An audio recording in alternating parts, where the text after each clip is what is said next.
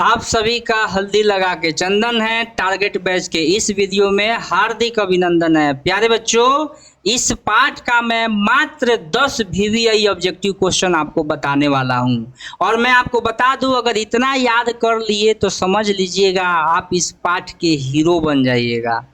कहने का तात्पर्य क्या है कि मात्र 10, तो आप समझ सकते हैं कि वह प्रमुख प्रश्न ही उस पाठ का होगा। मात्र 10 प्रश्न होने का मतलब ही होता है कि वह पाठ का सबसे प्रमुख क्रीम प्रश्न होंगे। तो क्लास 10 फिजिक्स का ये जो दूसरा पाठ है, प्रकाश का अपवर्तन, ध्यान दीजिएगा एनसीईआरटी में एक ही पाठ है, प्रकाश का परावर्तन और अपवर्तन। सुविधा के लिए एक परावर्तन वाला चैप्टर को मैंने अलग कर दिया था, उसका ऑब्जेक्टिव मैंने बता दिया, एक्सप्लेनेशन कर दिया। प्रकाश के अपवर्तन का एक्सप्लेनेशन कर दिया, उसका सब्जेक्टिव बताने वाला हूँ। तो प्यारे बच्चों, तो ये जो 10 प्रश्न हैं आपकी परीक्षा के लिए काफ़ी ज़्यादा उपयोगी होंगे। तो बिना कोई देरी किए हुए हम चलते हैं सीधे अपने प्रश्न पर। तो अगला पहला प्रश्न क्या है, आप लोग गौर से देखिए कि किस लेंस को अपसारी लेंस कहते हैं। बहुत ही आसान प्रश्न है प्यारे बच्चों। ऑप्शन ए क्या है, अवतल लेंस। बी क्या है, उत्तल लेंस। सी क्या, अवतल एवं उत्तल लेंस दोनों को। और डी है इनमें से कोई नहीं। क्या लगता है आपको कौन सा जवाब सही होगा? तो प्यारे बच्चों, इसका सही जवाब जो है वह होगा ऑप्शन ए। ये अवतल लेंस जो होता है उसको बोलते हैं हम लोग अपसारी लेंस। फिर आते हैं अगले प्रश्न पर। तो अगला प्रश्न क्या है कि प्रकाश के अपवर्तन के कितने नियम होते हैं। जो प्रकाश का अपवर्तन होता है उसके कितने नियम होते हैं? ऑप्शन ए है 1, बी है 2, सी है 3, डी है 4। क्या लगता है कौन सा इसका सही जवाब होगा? तो प्यारे बच्चों, इसका सही जवाब जो है वह होगा ऑप्शन बी। प्रकाश के अपवर्तन के भी 2 ही नियम होते हैं, जिस प्रकार प्रकाश के परावर्तन के 2 नियम होते हैं। फिर आते हैं अगले प्रश्न पर। अगला प्रश्न क्या, 1 मीटर वाले उत्तल लेंस की क्षमता होगी। जिस लेंस की फोकस दूरी 1 मीटर है तो उसकी क्षमता कितनी होगी? ध्यान रखिएगा, यहाँ उत्तल लेंस है। चक्कर, आसान प्रश्न समझ के जो चक्कर मत खा जाइएगा। ऑप्शन ए है -1 डायोप्टर, ऑप्शन बी है +1 डायोप्टर, ऑप्शन सी है 2 डायोप्टर और ऑप्शन डी है 1.5 डायोप्टर। प्यारे बच्चों, मैं बता दूं कि उत्तल लेंस की फोकस दूरी जो होती है वह धनात्मक होती है, इसलिए उसकी क्षमता भी धनात्मक ही होगी। तो इसका सही जवाब क्या होगा आप समझ लीजिए। इसका सही जवाब होगा ऑप्शन बी, +1 डायोप्टर होगा। अगर यह अवतल लेंस रहता तब हो जाता -1 डायोप्टर। फिर आते हैं अगले प्रश्न पर। तो अगला प्रश्न क्या है? अगला प्रश्न है कि बेंजीन का अपवर्तनांक होता है तो कितना होता है? ऑप्शन ए है 1.47, ऑप्शन बी है 1.40, ऑप्शन सी है 1.30, ऑप्शन डी है 1.50। क्या लगता है इसका सही जवाब क्या होगा प्यारे बच्चों? तो इसका सही जवाब होगा ऑप्शन डी, 1.50। ये जो बेंजीन है उसका अपवर्तनांक होता है। यह ध्यान रहे कि हीरे का भी अपवर्तनांक आपको जरूर याद होना चाहिए। तो अगर आपको पता है तो कमेंट में बताइए, मैं अगले वीडियो में आपका नाम जरूर लूँगा। फिर आते हैं अगले प्रश्न पर कि किसी लेंस के आवर्धन का एसआई मात्रक होता है। क्या होता है? ऑप्शन ए होता है मीटर, बी है सेंटीमीटर, सी है मिलीमीटर और डी है मात्रक विहीन। ध्यान रहे मेरा प्रश्न क्या था कि किसी लेंस के आवर्धन का एसआई मात्रक। तो प्यारे बच्चों, इसका सही जवाब क्या होगा? तो इसका सही जवाब होगा ऑप्शन डी। जो आवर्धन होता है उसका कोई मात्रक नहीं होता है, वह मात्रक विहीन होता है। फिर आते हैं अगले प्रश्न पर। अगला प्रश्न क्या है कि लेंस की क्षमता P जो होती है किसके बराबर होती है? ऑप्शन ए है F के बराबर होती है, ऑप्शन बी है V के बराबर होती है, ऑप्शन सी है 1/V के बराबर होती है, ऑप्शन डी है 1/F के बराबर होती है। तो प्यारे बच्चों, जो लेंस की जो क्षमता होती है तो वो किसके बराबर होती है? तो इसका सही जवाब होगा डी, 1/F के बराबर होती है। P बराबर 1/F होता है। तो फिर आते हैं अगले प्रश्न पर। अगला प्रश्न क्या है कि प्रकाश की एक किरण जब विरल माध्यम से, ध्यान रहे विरल माध्यम से सघन माध्यम में आती है तब। तो कोई प्रकाश की किरण जब विरल माध्यम से सघन माध्यम में आती है तो क्या होगा प्यारे बच्चों? ऑप्शन ए देख लीजिए, अविलोम से दूर मुड़ जाएगा।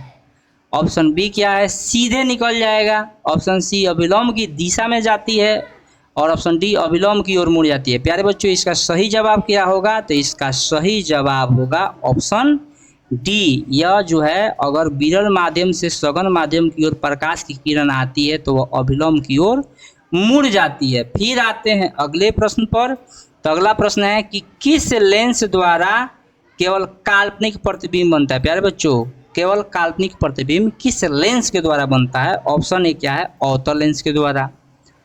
ऑप्शन बी क्या है? उत्तल लेंस के द्वारा। ऑप्शन सी है बाइफोकल लेंस के द्वारा। ऑप्शन डी इनमें से कोई नहीं। प्यारे बच्चों मैं आपको बता दूं कि इसका सही जवाब क्या होगा? तो इसका सही जवाब होगा ऑप्शन ए। जो अवतल लेंस है वह केवल काल्पनिक प्रतिबिंब बनाएगी, लेकिन दर्पण के मामले में यह उल्टा हो जाएगा। जो उत्तल दर्पण है वह केवल काल्पनिक प्रतिबिंब बनाएगा और अवतल दर्पण वास्तविक और काल्पनिक दोनों प्रतिबिंब बनाते हैं। लेकिन अगर लेंस में आइएगा तो अवतल लेंस क्या होते हैं? तो अवतल लेंस केवल काल्पनिक प्रतिबिंब बनाते हैं, लेकिन उत्तल लेंस वास्तविक और काल्पनिक दोनों प्रकार के प्रतिबिंब बनाते हैं। फिर आते हैं, कन्फ्यूज मत होइएगा। अगर आपको समझ में ज़्यादा नहीं आ रहा होगा तो वीडियो के प्लेलिस्ट में जाइए और मेरा पिछला वाला वीडियो देखिए, आपको बखूबी से समझ में आएगा। आपको क्या, देखिए आपके लिए मैं कितना सुविधा लेके आया हूँ। आपको क्या पढ़ना है आप कमेंट में बताइए, मैं वहीं पढ़ाऊँगा। तो आपके लिए मैं भी लगा हुआ हूँ। तो जो लोग चैनल पर नए हैं तो चैनल को सब्सक्राइब कर लेंगे और जो पुराने हैं वो अपने दोस्तों में इसको शेयर कर देंगे। फिर आते हैं अगले प्रश्न पर।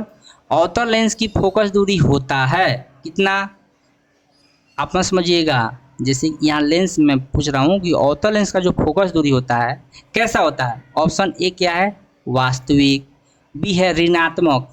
ध्यान रखिए कि मैं यह प्रश्न चिन्ह परिपाटी से उठाया हूँ, है ना। तो ये नहीं बताना है कि अवतल लेंस का फोकस दूरी जो है उसका 2f का आधा होता है, वक्रता त्रिज्या की आधी, ऐसे नहीं बताना है। मैं पूछ रहा हूँ चिन्ह परिपाटी के अनुसार वह वास्तविक होगा कि ऋणात्मक होगा। ऑप्शन सी है धनात्मक, डी है काल्पनिक। प्यारे बच्चों क्या लगता है इसका सही जवाब क्या होगा? तो इसका सही जवाब होगा ऑप्शन बी, ऋणात्मक होता है। जो अवतल लेंस होता है, आप लोग चित्र बनाते होंगे तो आपको पता होगा, तो उसमें प्रकाशीय केंद्र के बाएं बगल उसका फोकस होता है। तो बाएं जो होता है वो माइनस में होता है और नीचे जो होता है वो माइनस में होता है, लेकिन जो दाहिने और ऊपर होता है वो प्लस में होता है। इसको चिन्ह परिपाटी खूब बढ़िया से समझ लीजिएगा। फिर आते हैं अगले प्रश्न पर कि जो बच्चे जो हैं बायोलॉजी ज़्यादा याद कर लेते हैं, फिजिक्स उनको आता ही नहीं है। भाई जब परीक्षा में नंबर के लिए खाली पढ़ोगे, स्पेस साइंटिस्ट कहियो नहीं बनोगे, क्योंकि जो फिजिक्स होता है उसको कहा जाता है फादर ऑफ मैथमेटिक्स। ये गणित का पिता होता है और जितने बड़े बड़े महान वैज्ञानिक हुए उनकी उपलब्धि किस में थी? तो फिजिक्स में ही थी। Sir Isaac Newton, Albert Einstein, Hawkins, ये सब फिजिक्स के विद्वान थे और इन्हीं के चलते जो है आज जो है वैज्ञानिक चंद्रयान 3 भेजे या फिर स्पेस मिशन पर जा रहे हैं। तो खाली परिभाषा याद करने वाले जो बच्चे हैं उनको ये वीडियो तो अच्छा लगेगा नहीं। फिजिक्स कैसे अच्छा लगेगा? आजकल के बच्चे क्या है, जो अच्छा नहीं लगता उसको पढ़ते नहीं है। अरे भाई खाना है कि जो अच्छा नहीं लगेगा उसको नहीं खाइएगा, अच्छा लगेगा उसी को खाइएगा। ये एजुकेशन है, अच्छा लगेगा तो पढ़ना है, नहीं लगेगा तो पक्का और मजबूती से पढ़ना है कि आपको इतनी इस तरह से पढ़ना है कि समझ में आने लगे। अच्छा तो तभी नहीं लगता है जब बच्चा को प्रश्न जो है समझ में नहीं आता है। आना तो नाच गाना देखिए, जाके इंस्टाग्राम पर रील देखिए, अपना जीवन बर्बाद कीजिए। आपका जीवन है भाई। प्रश्न और लास्ट प्रश्न है, किसी उत्तल लेंस की फोकस दूरी 25 सेंटीमीटर है। याद रखिएगा, उत्तल लेंस है, उत्तल लेंस की फोकस दूरी कितनी है? 25 सेंटीमीटर है। तो उसकी क्षमता क्या होगी? प्यारे बच्चों मैं आपको बता दिया हूँ कि उत्तल लेंस की जो फोकस दूरी होती है वो धनात्मक होती है। तो उसकी फोकस दूरी 25 सेंटीमीटर होती है, तो उसकी क्षमता P बराबर क्या होगी? तो प्यारे बच्चों मैंने आपको बताया था कि जो P बराबर क्या होता है, तो 1/f होता है। P बराबर क्या होता है? 1/f होता है। और जो 1 होता है वह मीटर में होता है, तो अगर इसको सेंटीमीटर में बदलिएगा तो कितना हो जाएगा? यह तो यह हो जाएगा 100 सेंटीमीटर हो जाएगा।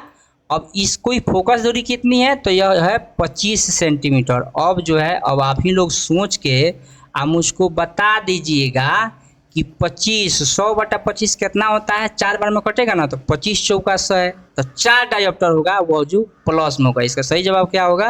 इसका सही जवाब होगा ऑप्शन ए। मैं बाकी ऑप्शन को समझाया ही नहीं हूँ, क्योंकि बच्चे जो है बस याद करेंगे कि रटने वाला सब्जेक्ट, भाई समझ लीजिएगा। तो थैंक यू, आप लोग इतना वीडियो इतना तक आ गए थे, इसका मतलब आप लोग पढ़ने वाले बच्चे हैं। क्योंकि आजकल के बच्चे जो है बस केवल पर एजुकेशनल वीडियो से घृणा करते हैं, उनको नाच गाना चाहिए, है ना, मुजरा चाहिए उनको। तो जाओ भाई, मुजरा देखते रहो। तो इतना देर तक देखने के लिए आप सभी को धन्यवाद। चैनल पर नए हैं तो इसको सब्सक्राइब कर लीजिए, और पुराने हैं तो वीडियो दोस्तों में शेयर कर दीजिए। जय हिंद।